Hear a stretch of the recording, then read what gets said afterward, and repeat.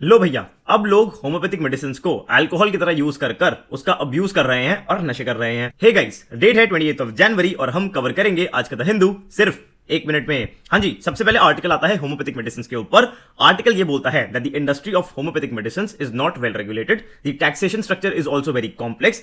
Also, the article says that the homeopathic medicines they do more harm than good. अब आपका इस पे क्या ओपिनियन है आप मुझे बता सकते हो इन दी कमेंट सेक्शन, लेकिन एग्जाम के लिए इससे ज्यादा इसमें कुछ नोट करने की बात नहीं है। उसके बाद दूसरा आर्टिकल आता है अबाउट द ट्रम्प की deportation policy and how he is sending the illegal immigrants from America to the South American countries and other nations. उसके बाद आर्टिकल आता है ऑन द स्पोर्ट्स थीम, आप अपने इंटरेस्ट के हिसाब से इसको पढ़ सकते हो। अगेन एग्जाम के लिए कुछ नोट नहीं करना। देन आर्टिकल आता है बजट के ऊपर। यहां मैं आपको एक छोटी सी एडवाइस देना चाहूंगा। आज से लेके अप्रोक्सीमेटली फरवरी एंड तक आपको बजट के ऊपर हर दिन कुछ ना कुछ न्यूज़पेपर में दिखेगा। एक काम करो, एक छोटा सा रजिस्टर या फिर 2-3 A4 साइज की शीट एक जगह बना लो एंड बजट से रिलेटेड अब जो भी न्यूज आएगी उसको एक जगह पर नोट करते चलना।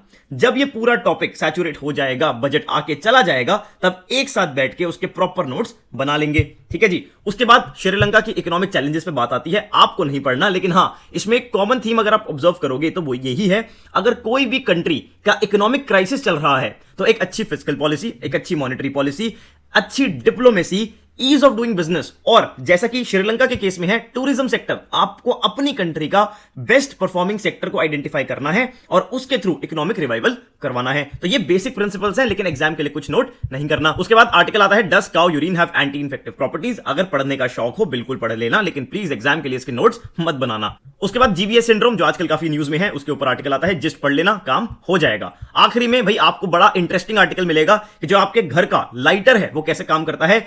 अगर आपको बेसिक साइंस के फंडे आते हैं, बेसिक फिजिक्स भी आती है, आपको ये आर्टिकल पढ़ने में बड़ा मजा आएगा और इसीलिए बोलते हैं कि एनसीईआरटीज को एटलीस्ट पढ़ लेना चाहिए। तो ये था आज का न्यूज़पेपर। एग्जाम के लिए नोट करने वाला कुछ काम नहीं था, एक बार कैजुअल रीडिंग के लिए पढ़ना और एंजॉय करना। Thank you so much.